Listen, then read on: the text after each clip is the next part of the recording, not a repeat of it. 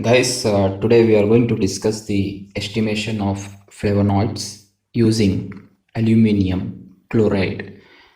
So here we are going to discuss this major experiment under which we are going to see the how we are going to estimate the flavonoids. So here before to that we have to understand what are free radicals and why we are estimating these flavonoids and what is the importance flavonoids against the free radicals. Now here free radical is defined as any atom or molecule possessing unpaired electrons. So whatever the outer orbital of the molecule or the atom which is present, which is going to have a unpaired electron which is already excited to get attracted to the other atom or the molecule which is having this kind of the unpaired electron, and it is going to make a ligand or any other bonding form which is going to result to the different product.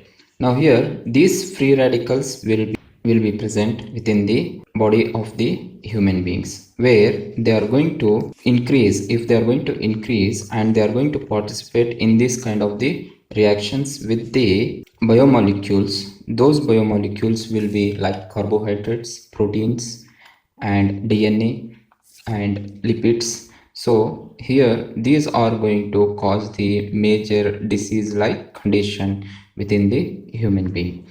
So here those diseases which are caused by this kind of the flaw in the biomolecules, that is the free radicals caused flaw biomolecules, which are going to cause cancer and diabetes, cardiovascular diseases, autoimmune disorders, neurodegenerative diseases and aging and many more. So here these free radicals are can be of described or classified as reactive oxygen species, reactive nitrogen species.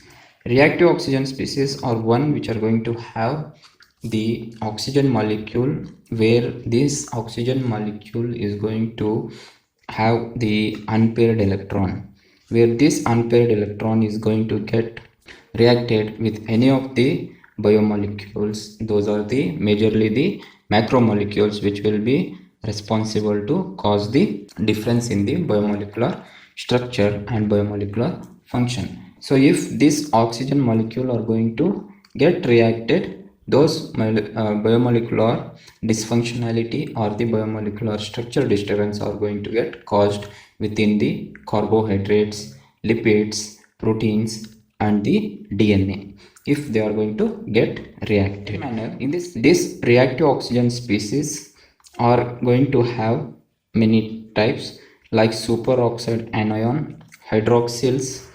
hydroperoxyls, peroxyl, alkoxyl and non-free radical or hydrogen peroxide H2O2. Even this is highly reactive. Hypochlorous acid HOCl, ozone and singlet oxygen. So here singlet oxygen is the single oxygen molecule. Now other than this is the RNS, which are again reactive nitrogen species.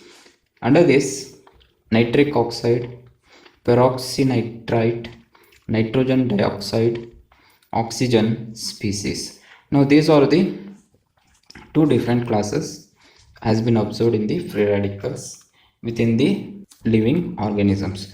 This major ROS has been observed in human beings, and also compared to RNS, ROS is more reactive with the biomolecules, because RNS need the help, or RNS are going to react with the ROS to give the product. Without ROS, RNS are going to have less effect on the biomolecules, that is the targeted biomolecules like the carbohydrates, lipids, proteins and the DNAs, those macromolecules. Other than this, even there will be many other form of the biomolecules within the living organisms. Even with that also these free radicals are going to get reacted. Because of that, it is also going to cause the different innumerable number of the disorders or the medical symptoms. But compared to causing the reaction with the macromolecules like the carbohydrates, lipids, proteins and DNA, these macromolecules are going to cause high degree of disturbance in the biomolecular structure. Because of that, it is going to disturb the whole system or the tissue of that particular organism's organ. Because of that, it is going to cause the disease. It is going to become a major medical symptom. Now here, what is the role of the antioxidant? Antioxidant is going to combine with the free radical, where this antioxidant is going to donate or accept the electron which is present within the free radical. Because of that, what is going to happen? This antioxidant, as being the external agent, where we are going to induce it through the diet or through the medicine. So because of that, it is going to react and it is going to neutralize this free radical, and it is going to be get removed. Because of this neutralizing, the other macromolecules present within the body is not going to get reacted with these free radicals. So the free radicals are not going to cause any kind of the diseases within the human body. So here, coming to the antioxidant. Antioxidants can greatly reduce the damage due to oxidants. So here, damage due to oxidants, in the sense what we are discussed here is the majorly the oxygen is going to take part in the free radical reaction. So the molecules bounded with the oxygen are going to cause the damage. So that is what here. So antioxidants can greatly reduce the damage due to oxidants, where these antioxidants reacts with the oxidants to neutralize these free radicals. Other than this, antioxidants can neutralize the free radicals before they can attack the cells and prevent damage to lipids, proteins, enzymes, carbohydrates and DNA. That is what I have discussed earlier. Here, when you are going to observe, these antioxidants readily react with the free radicals, where it is going to absorb the whole amount of the concentration of the free radicals within the body of the living organism or the human body. Because of that, the other macromolecules which are present within the body of the organism is going to be spared without disturbing. After that, a wide range of antioxidants from both natural and synthetic origin has been observed. Now here we can see that we are going to get many number of the antioxidants from the market, like vitamin C, vitamin E. So this is the two major antioxidants which has been supplemented through different pharmacies or the food division authorities of India or any other country, which are going to give the license to sell these supplements. But here, when you are going to consider synthetic kind of the antioxidants, where this synthetic kind of the antioxidants will not get readily absorbed, by the biological systems as compared to the antioxidants which you are going to take from the diet. So here, when you are going to use any kind of the fruit which is having the high amount of the vitamin C or vitamin E, so these antioxidants which you are going to take through the food is going to get absorbed easily when compared to the synthetic antioxidants. So when you compare the synthetic antioxidants, they are toxic in their nature. They are not giving a same effect of the natural antioxidants. Because of that, what will happen? These synthetic antioxidants has been removed from the list of the prescription. So further is such as phenols and flavonoids compounds from the plant's origin. So when you are going to consider this potential natural antioxidant are from the phenols and flavonoids, which are the compounds of the plant origin. When you are going to compare this vitamin E, this one is the vitamin E. When you can see that alpha tocopherol, that is the vitamin E, and this one is the ascorbic acid, where it has been reduced. So here, these are the two majorly used antioxidants in the market. they have the high potential, very high potential to neutralize the free radicals from the body.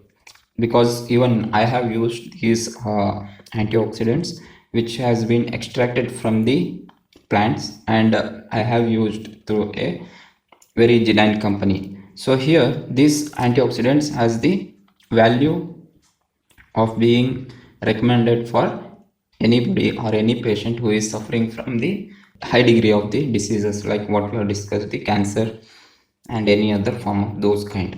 Now when you're going to consider these, vitamin E and vitamin C are different group compared to the phenolics and flavonoids.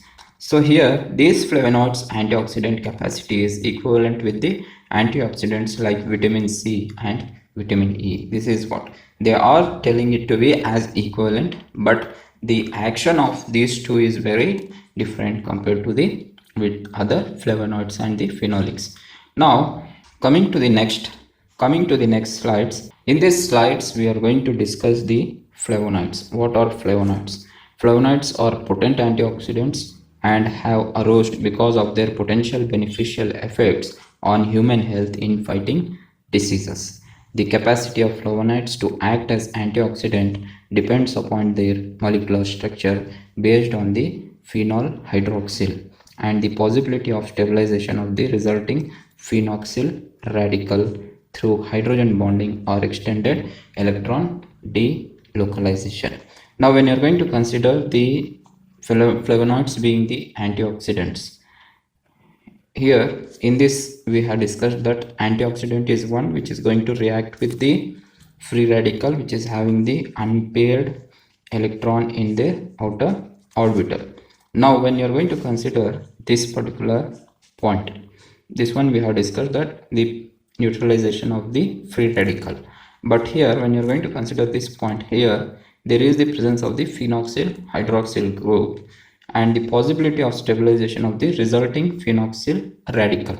When you are going to consider this, here when this particular molecular structure having the phenol hydroxyl, here it is the phenol hydroxyl, here you can see this is the hydroxyl group, it is going to get further reduced to give the phenoxyl radical, and further it is going to form the hydrogen bonding, further it is going to make the hydrogen bonding or extended electron delocalization.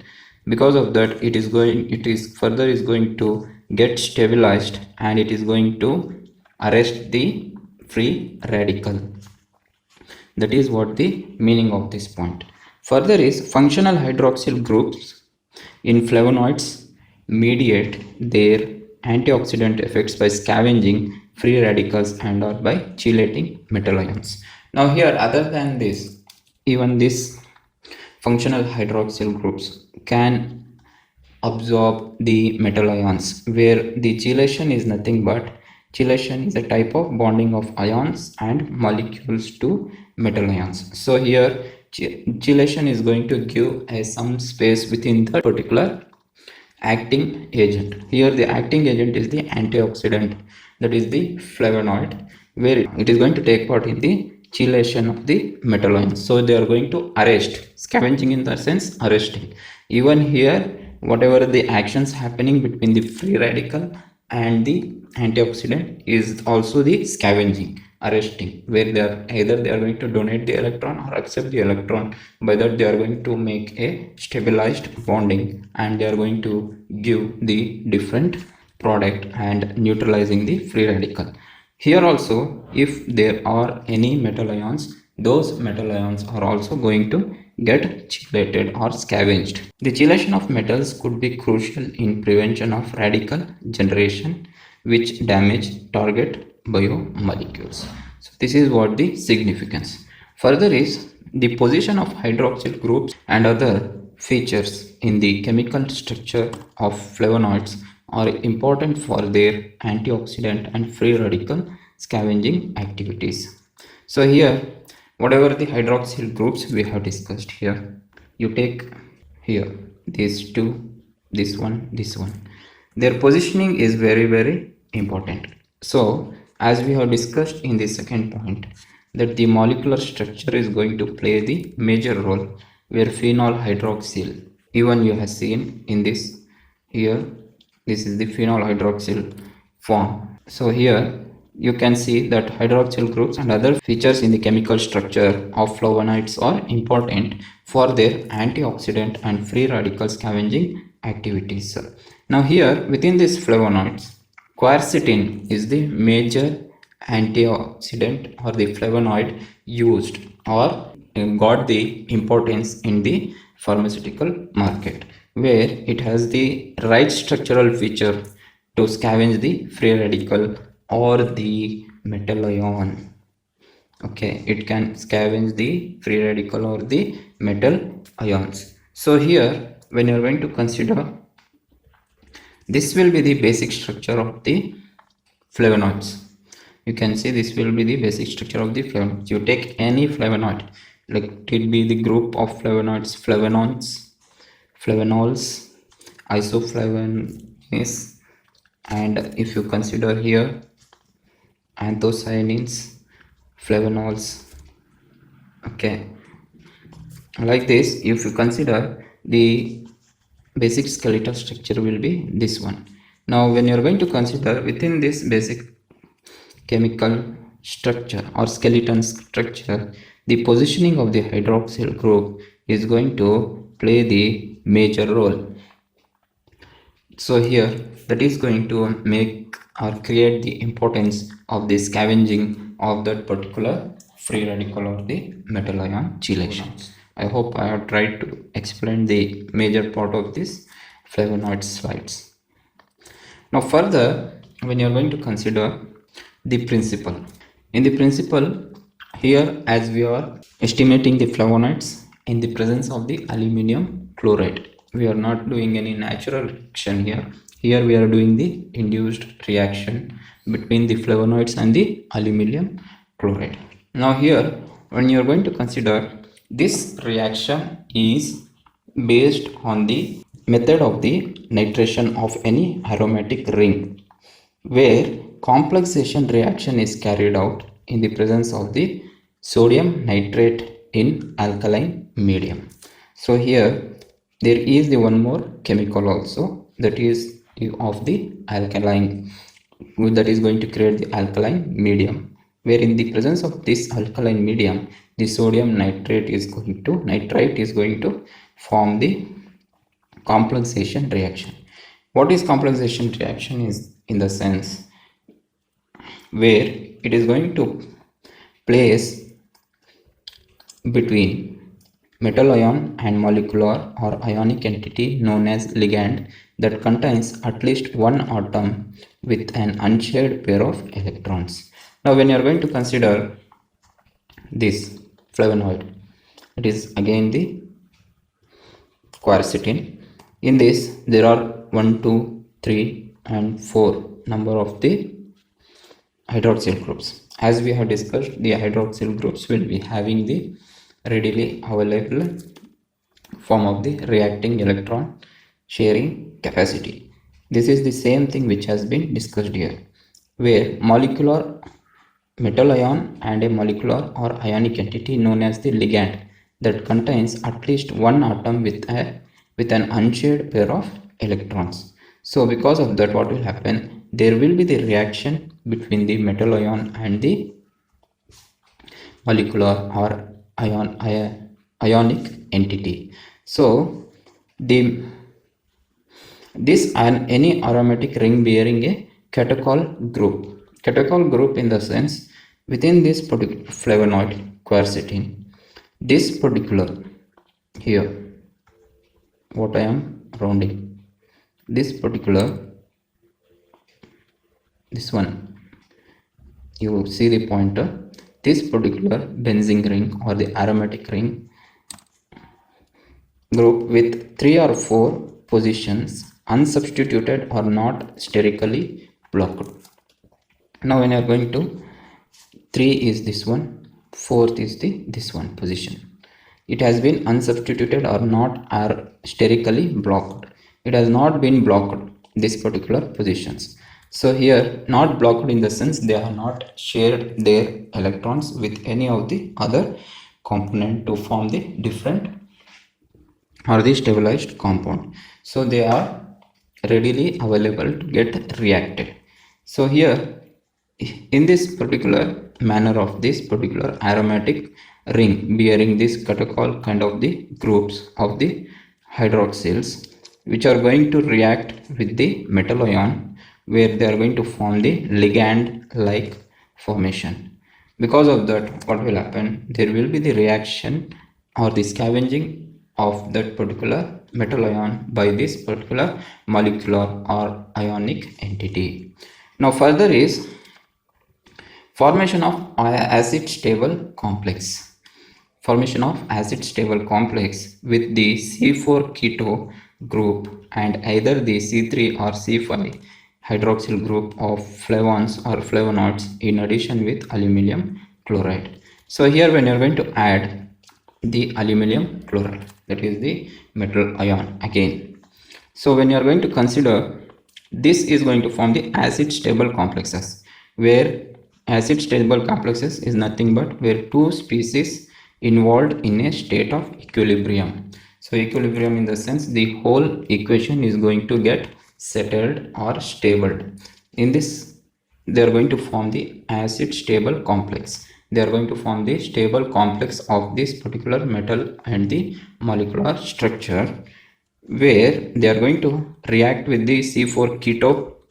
Here you can see this is the C4 keto position, C3 and C5 hydroxyl of flavons and flavonoids. Here you can see C3 and C4. When you are going to consider the reaction of the aluminium chloride, this same whole structure has been seen here. In this, adding of aluminium chloride gives you the aluminium chloride here got arrested or scavenged or ligand formation. Here also the aluminium chloride got the structure of the got scavenged or arrested and ligand formation has formed. So this is what the reaction. Further, aluminium chloride also forms acid labile complexes with the ortho dihydroxyl group in the A or B ring of flavonoids. Now when you are going to consider which is the A and B ring, A ring is this one, B ring is this one, and C is this one. So here when you are going to consider with the ortho dihydroxyl groups in the A or B flavonoids, it is called to be as the acid labile complexes. That is, an acidic proton is readily formed in molecules. Now here when you are going to consider, when there is the addition of the aluminium chloride, there will be the formation of the reaction where acid proton is going to react at this particular position. Here you can see this ring is A ring, and here you can see this ring is B ring, where the reaction has been taken place. Now calling it to be as the acid stable complexes or calling it to be as the acid labile complexes, both are correct. So here this both has been observed with the reaction, where the reaction of the aluminium chloride ion, that is the aluminium ion at the position of this particular hydroxyl of the A ring and these positions of the hydroxyl at the B ring, and also with the keto, where they are formed the ligand, where they have scavenged the particular aluminium metal ion, the aluminium form of the ionic form of the aluminium, where they have been scavenged. So because of this, what has been formed, the flavonoid has shown the scavenging capacity. So this is regarding with how flavonoids, that is the, especially here we have discussed with the quercetin, but all the flavonoids will be having this particular structure of the hydroxyl and the catechol group of the benzene rings, which is going to give the results. But depending upon the difference in the position of the hydroxyls, the reaction is going to differ. But here whatever we have discussed, it is regarding the quercetin. So the value of absorbance is further measured at 510 nanometer.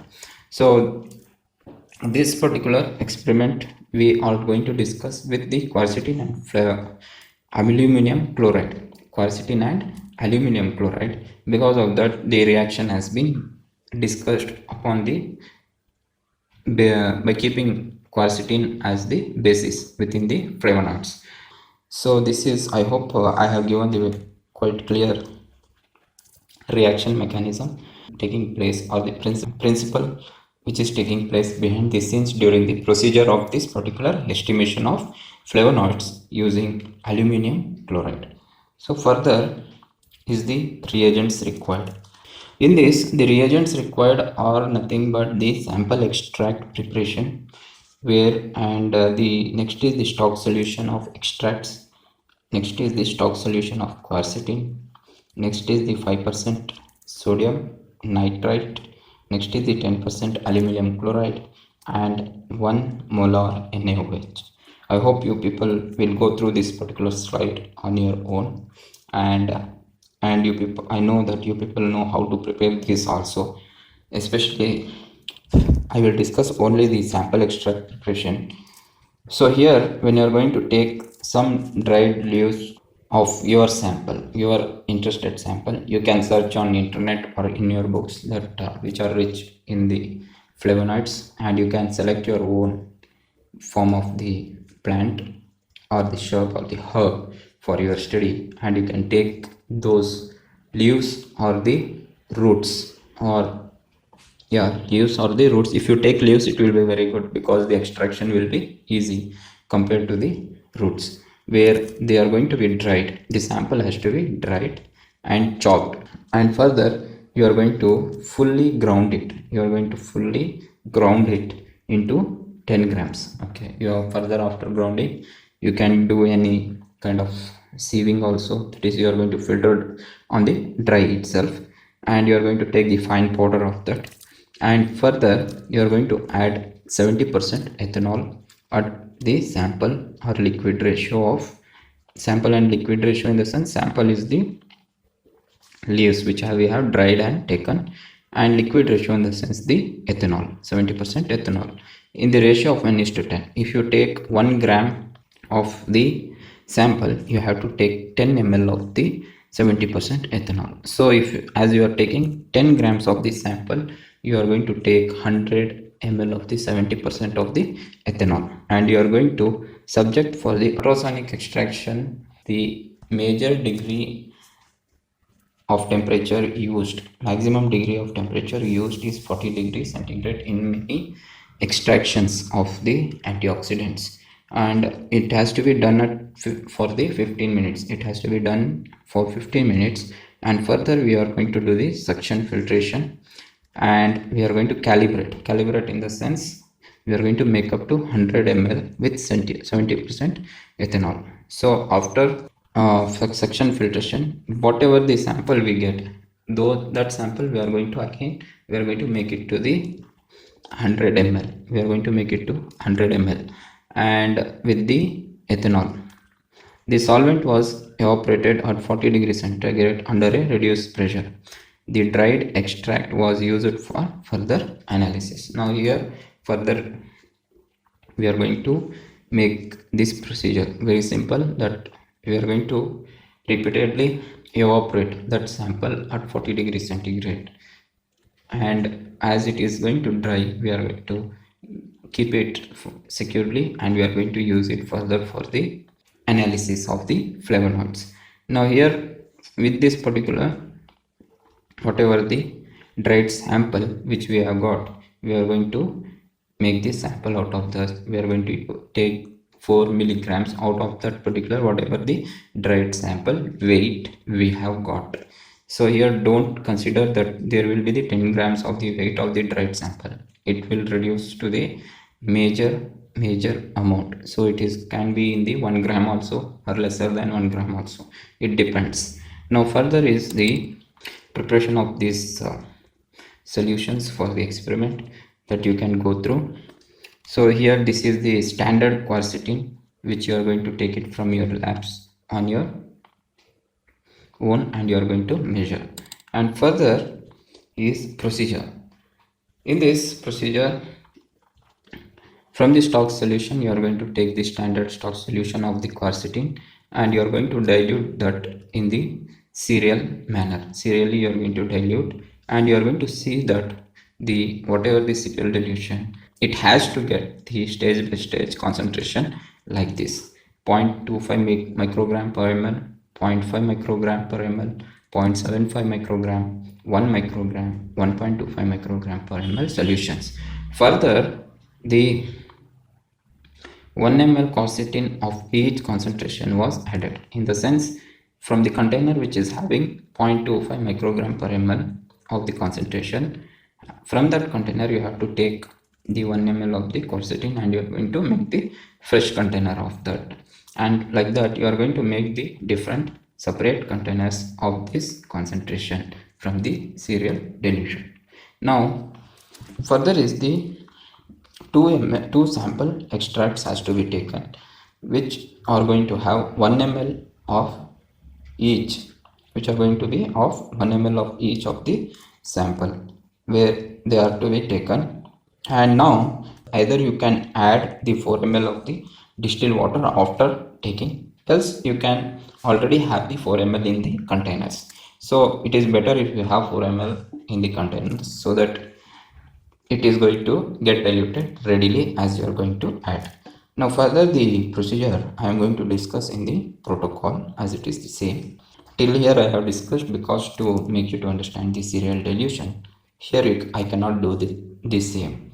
Now after this making up of the liquids or the test tubes or the containers of this particular standard serial dilution of quercetin and this sample taken, here you can see quercetin solution in ml is of the standard is all the liquids of 1 ml and the sample is also of the 1 ml, but the weight of the quercetin is like this, and for the sample is it is unknown and we have to estimate. And further after that, as we have discussed, that we are going to taking this quercetin and the sample in the 4 ml of the distilled water which is readily present in the test tubes. If not, you are going to add after taking the standards or the samples. Further you are going to add 0.5 ml of 5% sodium nitrate and you are going to mix it. And further you are going to add after 5 minutes, you are going to add, we can take some more time also so that the reaction can get done with the sodium nitrate and the aromatic rings what we have discussed there in the principle. Now further you are going to add 10% aluminum chloride and further you are going to wait for some time, that is like 6 to 10 minutes, and here you can add 2 ml of 1 molar sodium hydroxide and you are going to mix. And after that you are going to make up the volume to 10 ml by adding distilled water and you are going to leave the containers for 15 to 30 minutes. 15 is the minimum requirement of the time where the reaction has to complete. So here you are going to leave it for 15 minutes for the incubation at room temperature. So here it has to be a standby. You should not keep it in any mixer or anything. So you are going to keep it in at the room temperature on your desks or the tables of your lab, and you are going to leave it for 15 minutes. After that you are going to measure the absorbance at 510 nanometer. Here I hope I no need to discuss the blank. Blank is something which is other than the sample or the standard quercetin. Avoiding that, the all other solutions you can take and you can make the blank. So with the help of that blank you are going to set the spectrophotometer at 0 and rest you are going to take the readings. So these are the readings what we have got at the absorbance of 510 nanometer. Remember, the spectrophotometer should be of the UV spectrophotometer. So here this is regarding the protocol and the procedure. I hope in this I no need to discuss about what the reactions will happen, because all this I have discussed in the principle. And coming to the next slide, this is the calibration of the curve, where the calibration of the curve will be done against the two entities. one is the amount of the quercetin, and the further is the whatever the absorbance we got against the standard stock solution quercetin, that is the amount of the quercetin. So whatever we have subjected under this, the quercetin amount will settle at the x-axis and the absorbance scale is going to be at the y-axis, and the absorbance of the quercetin at 510 nanometer will be seen in the curve here. These are the readings what we have posted here. So after that we are going to run the trend line or the regression line. So here, as per the trend line and the regression line, the equation is y is equal to mx plus b, and whatever the value we got is y is equal to 0.7358x plus 0.1605. So this is the whatever the values within this equation we got. Now our aim is to estimate the flavonoid in the samples. These are the samples. So T1 and T2 is the samples. The absorbance what we got against these samples is these values 0.703, 0.831. Now, well, here in this calculation slides we are going to discuss regarding the absorbance which has been plotted against the standard volume. Absorbance against the standard volume in the sense here what the standard volumes which has been taken, that is the concentration per ml, that is the absorbance here against the standard volume, and it has been plotted here. So whatever the regression line which we got, according to that regression line we are going to determine the flavonoid concentration. Now the regression line has the equation of y is equal to mx plus b. With the help of that we are going to determine the flavonoid concentration. Now when you are going to consider the regression line describes like the y is the instrument response, and m is going to represent the sensitivity, b is a constant that describes the background. Now x is the analyte concentration of the unknown samples may be calculated from this equation. And also, okay, remember the calibration curve is one which is going to be calculated according to the instrument response, where the instrument response is one which has been developed on the basis of certain parameters which has been irrelevant parameters which taken into consideration only by the instrument, and because of that there will be the certain variables. Those are like this m and the b variable, and these m and b variables are the one called it as the sensitivity of the instrument, and also it has been described to be as the b as the constant that describes the background. And here these are going to correspond with the our requirement, that is the y is the instrument response, that is the y is equal to absorbance, m is equal to gradient, that is the sensitivity, and x is equal to be the concentration. Now here if you want to discuss this particular or to understand this particular calibration curve on the basis of the regression line, you can go through our one more slide which has been already uploaded, that is regarding the calibration curve and the calculation of the total phenols content. Now apart from that you can also discuss this particular regression line or the calibration curve in our DPPH antioxidant activity slide, so you can go through this also. So there I have made the major discussion about this to make the people to understand why we have to take this particular regression line, to make it very clear or confine about this particular calculation as one of the valid again, because I have come across many papers and many slides and many video clips where they are not discussing it in very clear. So you can go through those slides and you can make yourself very comfortable by understanding these things. Again, I cannot discuss this because it will drag much within this particular slides. Thank you. Now further coming to the discussion of the calculation, this shows the different responses of the compounds. Now when you are going to take the consideration of this particular y is equal to mx plus b, this is going to give the responses in the different manner. Now this will be the response what we have got. So we have taken 0.735x plus 0.160 as the equation from here. 7358.1605. we have reduced one digit out of this and we have taken into consideration only the 3 digits after decimal. Now when you are going to consider in this, y is equal to be the 0.703 and 831. So this has been taken into consideration from this absorbance of the sample T1 and T2. Now further, m is the gradient value, that is the 0.735, and b is the constant, which will be the 0.160. So this is the values which I have got, and we are going to substitute these values into the formula, that is y is equal to mx plus b. As we are going to consider the calculation of the concentration is through the variable x, here this x has to be estimated. So thus this formula of y is equal to mx plus b is going to get converted to x is equal to y minus b of divided by m. Now here you know that the y is going to have the value of this or this, either of that you can take and you can do the calculation.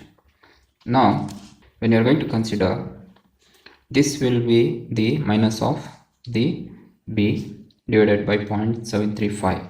so what you have got, the concentration of the x is equal to 0.81 microgram per ml of the quercetin equivalents, or 0.081 milligrams of the per ml of the quercetin equivalents.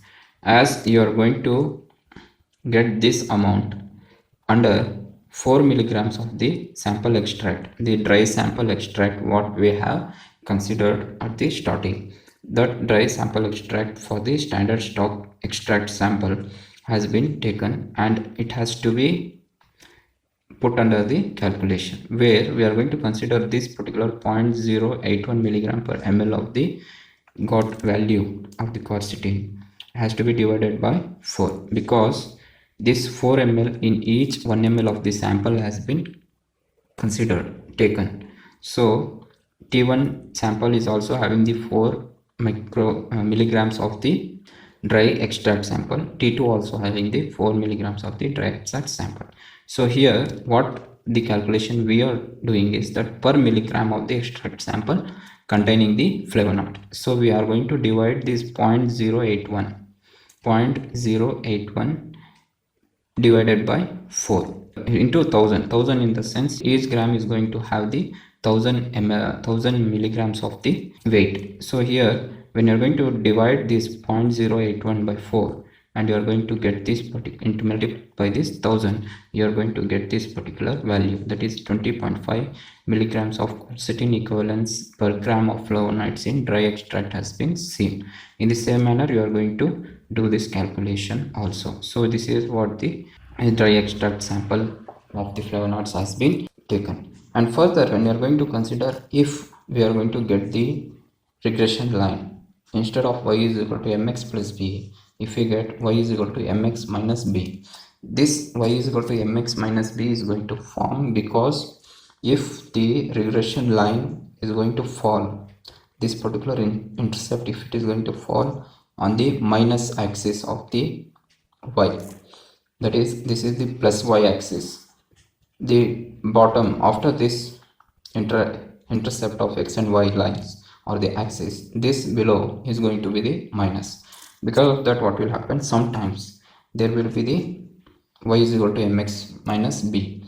During that time, the values what we got in this regression line we have to consider in the same manner as discussed here, and we are going to calculate the flavonoid or whatever the product concentration in the same manner, and we are going to get the results. So this is what the difference it is going to form. This I have made it to make it you guys to understand. If you are going to get any negative value within this regression line, you should not get scared because of what we have given is here is y is equal to mx plus b. Instead of that, you can also get y is equal to mx minus b. That is this is what is going to be like the calculation.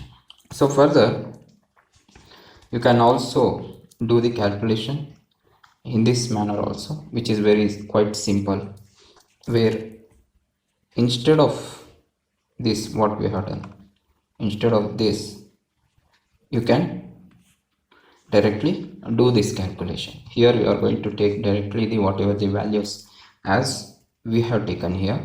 In the same manner, you are going to take the values as total phenolic content, milligram, quercetin equivalents per gram dry extract, and concentration of the quercetin acid obtained from calibration curve, and volume of extract in ml, and mass of extract in grams. So here like this you are going to take, and this will be the formula.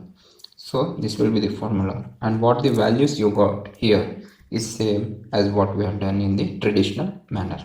Here they have created the formula and they are calculated, but here we have done some traditional kind of our own. So what we have got here also the same values. Here what we have got, that is 20.5 milligrams for mx plus b, and for mx minus b 29.5 milligrams. So this is again milligrams of the quercetin equivalents per gram dry extract. So here as we are taking the sample from the raw material, remember here, as we are taking the sample from the raw material, here we are using this mentioning, that is milligram quercetin equivalents per gram. That is nothing but here whatever the amount of the flavonoid which we got is equivalence to the quercetin amount. We are not exactly saying that it is the quercetin or any other flavonoid, but here we are mentioning it to be as the flavonoid, but not the quercetin, but equivalence to quercetin weight. That is what the meaning here. So what we have used, this is the thing here, that is so many milligrams of quercetin equivalents per gram of flavonoids in dry extract sample. So this is recording the calculation of the estimation of flavonoids using aluminum chloride. Now I hope I have given the quite clear calculation part, and I have given much clear about the overall experiment from the beginning to end. And also I request whoever has gone through this and also gone through any other topics in our big book, the learner's big book, please go through those topics and other different topics also. Many topics has been already uploaded, and give us the feedback about any negative or positive or appreciation or anything else. If you are giving any advice or any tips to be taken into consideration and to develop, and please help us by giving the any new topics which may help you guys, where we can develop you the slides and produce in front at your service. And I request you guys to subscribe, like and share our content, and also request you to please share this with your friends, colleagues or students, and whoever has been is in the interest of going through this particular topic. And thank you very much, and please be tuned. We are going to come with the new slides on free radicals and antioxidants, where we are going to free radicals and the human health, where we are going to discuss the major points, and we are going to upload those slides in meantime. So thank you very much. Please tune to the learner's big book, and please help us to grow with your interest.